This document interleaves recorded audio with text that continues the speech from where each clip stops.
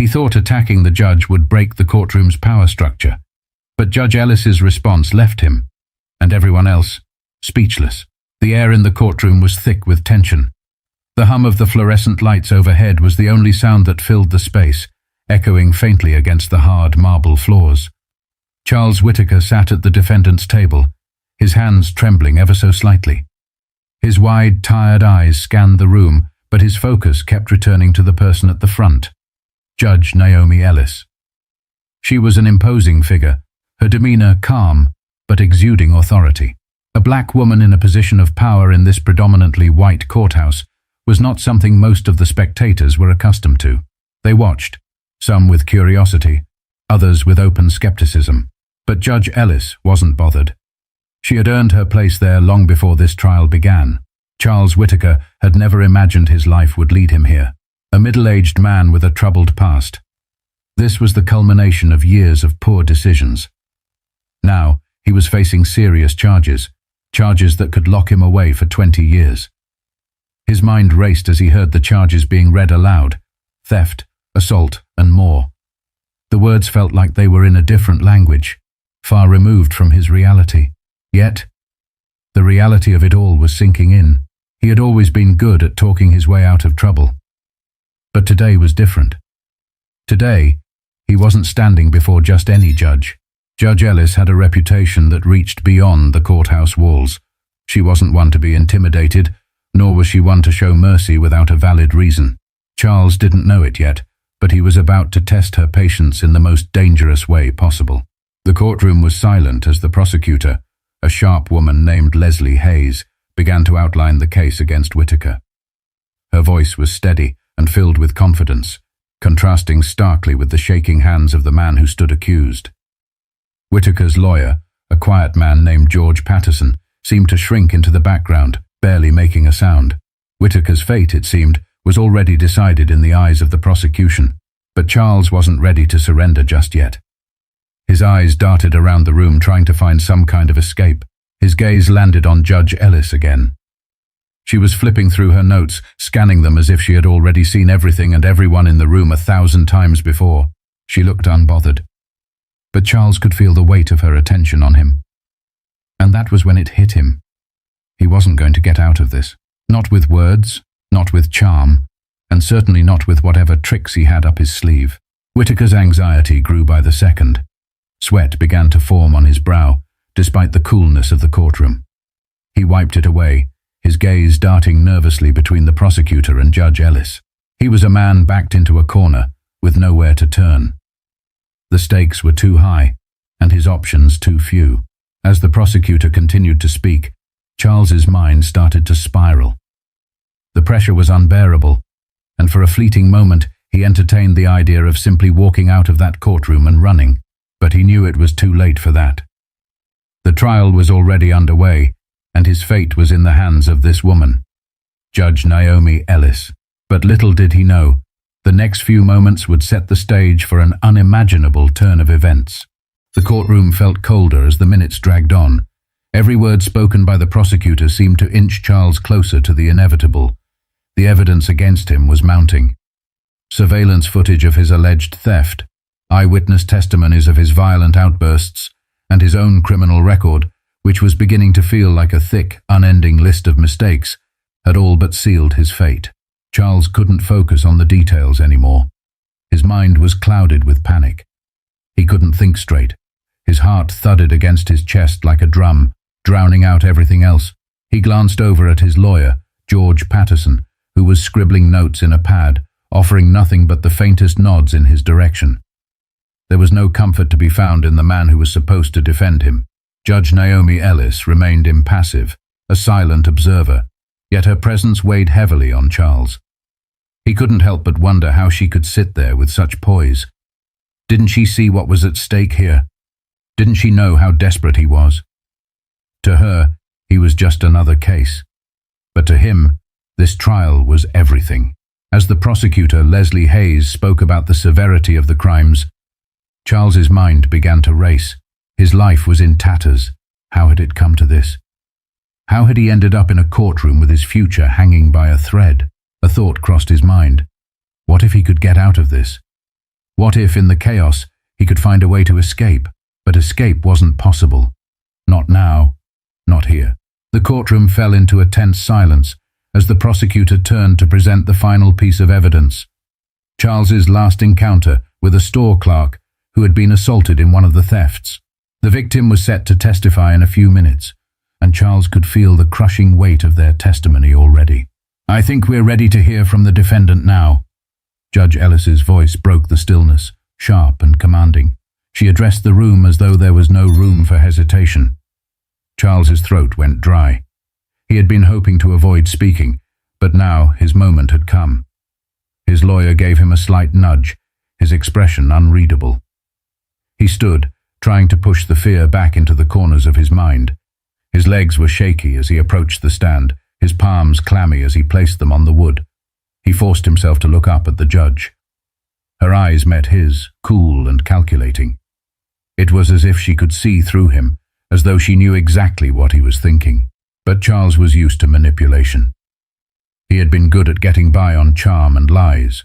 He was about to try it again, hoping, praying, that it would be enough. "I didn't do what they're accusing me of," Charles began, his voice trembling slightly at first. "I'm not the person they say I am. I've made mistakes, sure, but I'm not a criminal. I was in a bad place, but I'm better now. I'm trying to turn things around." Judge Ellis didn't flinch. She simply stared at him, her expression unreadable. Charles continued, his words more desperate, more frantic as he fought to regain control. "I've got family, a wife, kids. They need me," he added, his voice breaking as he thought about the people he was trying to protect. His voice was starting to gain momentum, the adrenaline of the moment pushing him forward. "I've made some bad choices, but that doesn't define me." The courtroom was silent. The words hung in the air, his pleas falling on deaf ears. Or so he thought. He had tried every angle. The remorse, the appeal to family, the promise of change. But it wasn't working. The weight of his past was too much to lift, and it was suffocating him. He could feel his hands shaking now, his confidence slipping through his fingers. Judge Ellis sat unmoved, her eyes still locked on him.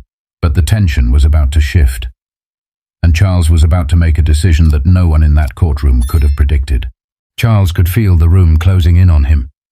The weight of his own words seemed to press down harder with every breath he took. His throat was dry, his palms slick against the wooden stand. This wasn't how he had imagined things going. He had hoped that by speaking up, he could sway them, show them that he was more than the charges he faced. But instead, his words had only seemed to highlight the distance between him and the courtroom. It wasn't working. Nothing was working. Judge Ellis's gaze was unrelenting. She sat there, stoic and calm, as if she had heard it all before. To her, Charles was just another defendant, a face in a long line of criminals. It was as if she was already preparing her verdict, and that realization sent a wave of panic through him. He felt like a trapped animal, but it was more than just panic. It was the growing sense of desperation, the realization that no matter how hard he tried, no matter what he said, it wasn't going to change anything. His life, his freedom, was slipping away, and there was nothing he could do to stop it. His thoughts were spinning in circles, but they all pointed to one thing: rage. Rage at the system, rage at Judge Ellis, and ultimately, rage at himself. How had it come to this? The last few months of his life had been a blur of poor decisions and empty promises. But now, here in this moment, it felt like his entire existence was about to be erased. The finality of it all was too much to bear. The prosecutor, Leslie Hayes, was speaking again.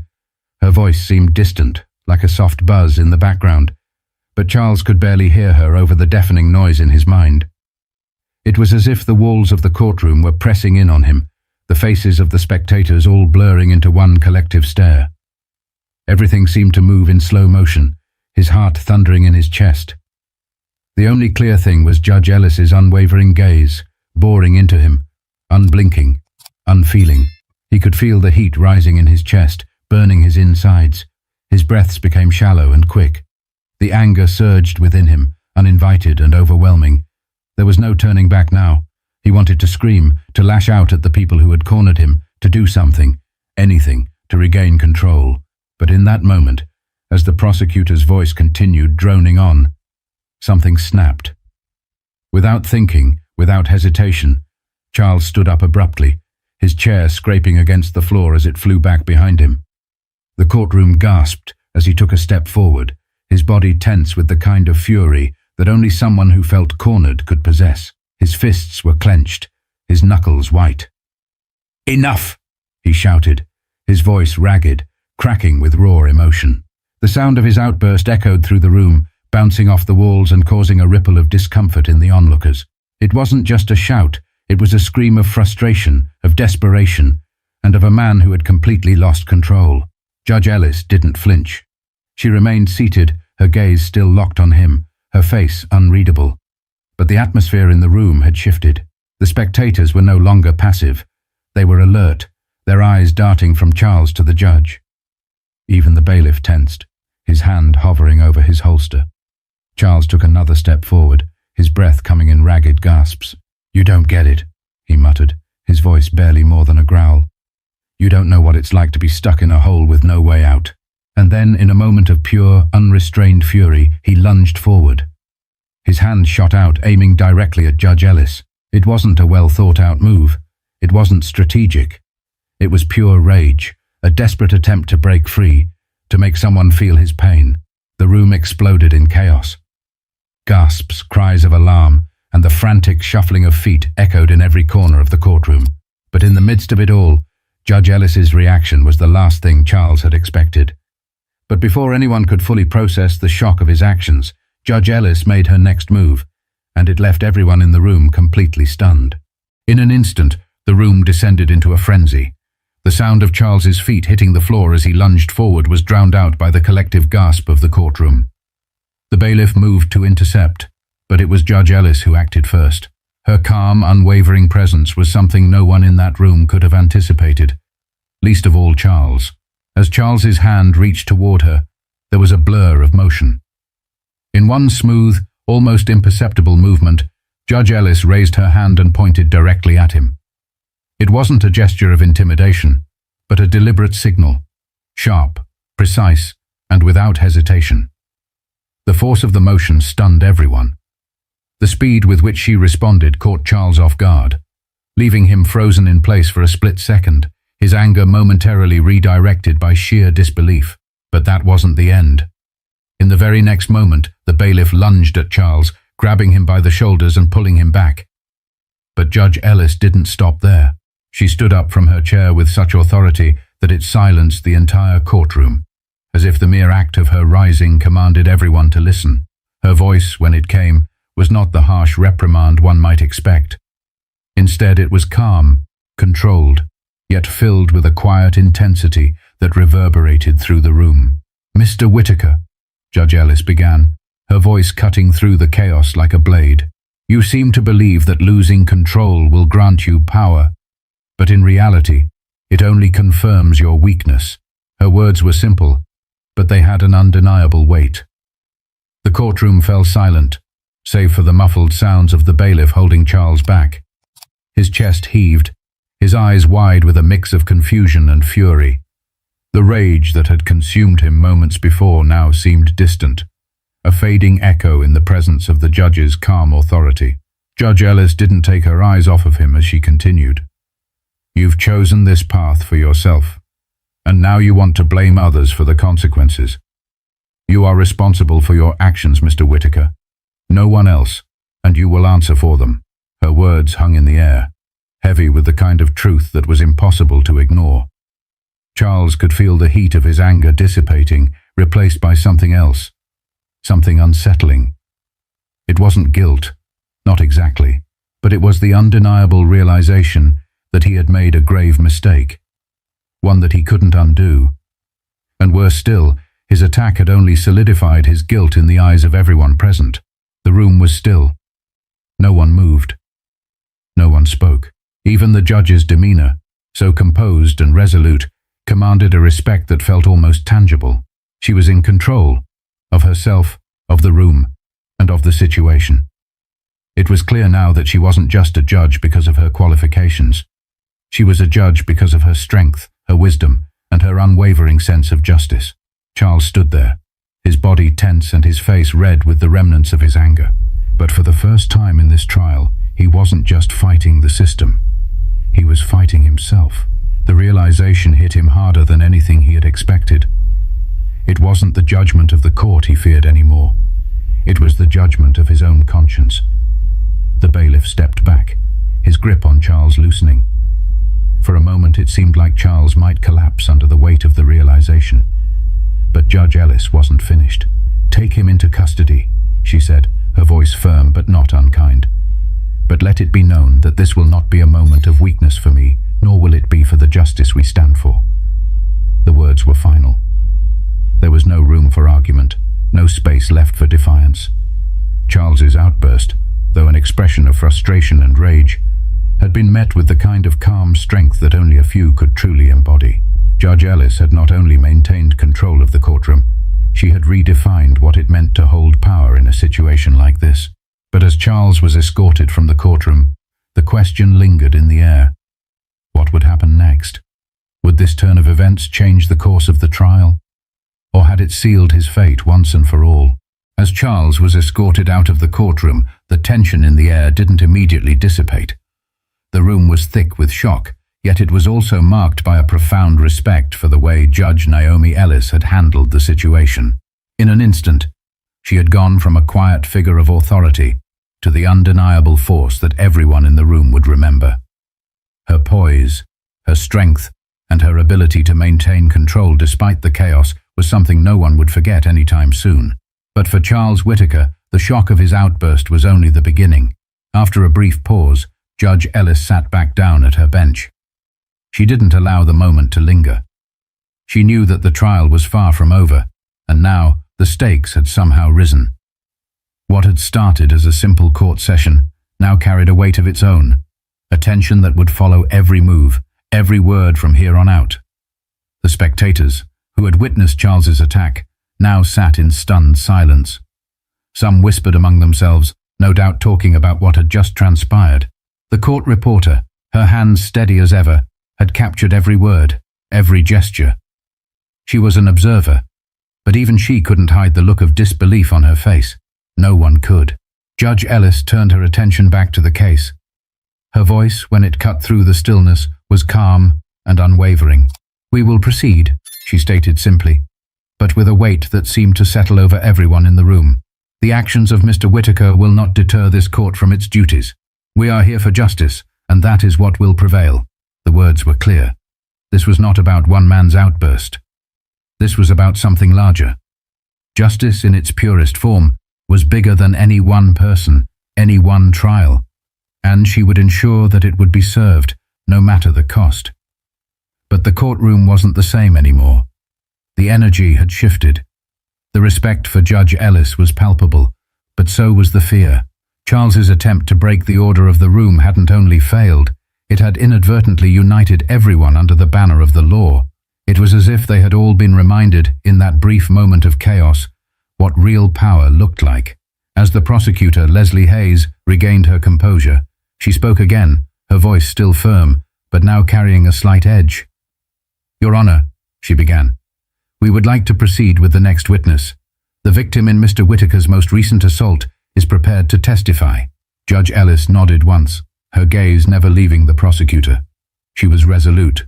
"Proceed," she said, her words clipped but unmistakable. The courtroom was still electric with the remnants of the chaos, but as the victim took the stand, the reality of the trial set back in. The victim was a middle-aged woman, shaking as she gave her testimony, recounting the fear she had felt when Charles had assaulted her during the theft. It was a story filled with pain, filled with the kind of helplessness that made the entire room feel it. As the woman spoke, her eyes never left Charles, who now sat silently in the back of the room, his shoulders hunched in shame. Despite the gravity of the testimony, there was something different in the air now. It was as though the courtroom had gained a renewed sense of purpose. The entire room seemed more focused, more driven. Judge Ellis's strength had sparked something deeper in everyone present. Justice was not a game. It was a duty, and it would be upheld. As the victim finished her testimony, the silence was deafening. Charles didn't look at her. He couldn't. His mind was elsewhere, swirling with the consequences of his actions. He had attacked a judge, His fate, already sealed, now felt even more inescapable. Judge Ellis, with a slow and deliberate motion, returned her gaze to Charles.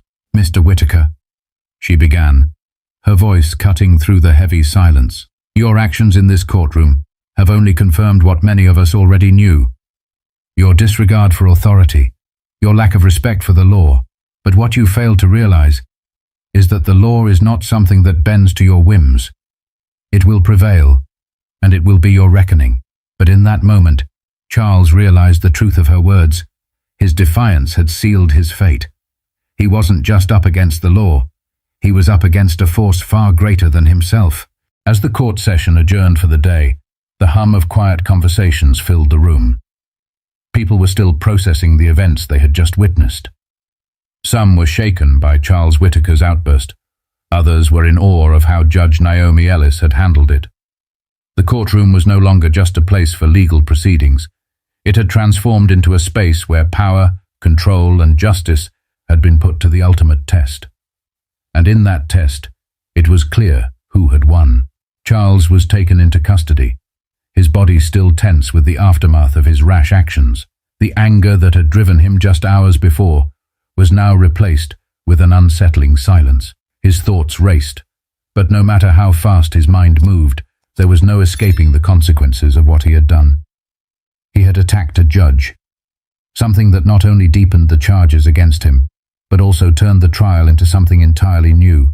He had become the embodiment of his own worst fears, a man out of control, trapped in the very mess he had created. As he sat in the holding cell, he replayed the events over and over in his mind. He had let his frustration boil over, thinking that maybe, just maybe, he could scare his way out of this. But it was Judge Ellis's calm response that haunted him now. How had she maintained such control? How had she, with just a few words and a look, made him feel smaller than he ever had before? She hadn't shouted. She hadn't lost her composure. She had simply spoken the truth, a truth he hadn't been ready to hear. And that truth had shattered him. The weight of his actions was far greater than he had imagined. What he had thought would be a final act of defiance had in reality been the final nail in his own coffin. In that single moment, he had gone from being a man with the possibility of redemption to someone whose future was already written. Meanwhile, Judge Ellis returned to her chambers, the chaos of the courtroom fading behind her. She had done what needed to be done. She hadn't just maintained order in the courtroom. She had shown the kind of strength that went beyond the law. She had reminded everyone in that room what true justice looked like. She didn't need to raise her voice or lose her temper. Her authority was something earned, not given. Her years of experience had prepared her for this moment, and she had proven that in ways no one could ignore. As she sat down at her desk, she took a deep breath. She didn't feel any relief. There was no satisfaction in putting someone in their place. Justice wasn't about winning or losing. It was about ensuring fairness, and it was a responsibility she took seriously every day. Her thoughts drifted for a moment to the many cases she had overseen in her career. She had seen the worst of humanity, but she had also witnessed redemption and change. She had sentenced criminals, yes, but she had also seen many come out of prison and rebuild their lives. It wasn't the judgment that defined her. It was the belief that the law had the power to correct, to heal, and to offer second chances. Charles Whitaker was no exception. His outburst hadn't changed the facts of his case, but it had revealed something deeper. A man who had lost his way and needed to face the consequences of his actions. Judge Ellis knew that his journey wasn't over yet. There would be more hearings, more moments of truth, and more decisions to be made. But the path forward for Charles was clear. He had to face himself first before he could face the law. As the sun began to set, casting a warm glow over the courthouse building, Judge Ellis stood up from her desk. She had done her job, and she had done it well. But more importantly, she had done it with the kind of integrity that made her proud of the work she had chosen to do. For Judge Ellis, it wasn't just about the trials she presided over. It was about making a difference, one decision at a time. And sometimes, that difference was made not with a gavel, but with the quiet power of composure and truth. As for Charles, his journey was far from over. But now, he would have to face the consequences. Not just in the courtroom, but within himself. Judge Naomi Ellis's strength and unwavering commitment to justice show us that true power doesn't come from losing control.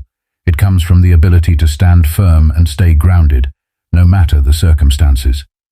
The story of Charles Whittaker serves as a stark reminder that our actions have consequences, and we must be accountable for the choices we make.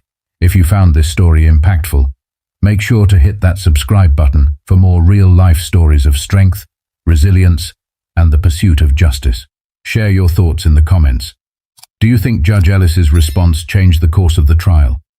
Let us know how you feel about the role of composure in maintaining authority. Don't forget to like and share this video with others who could benefit from hearing this lesson.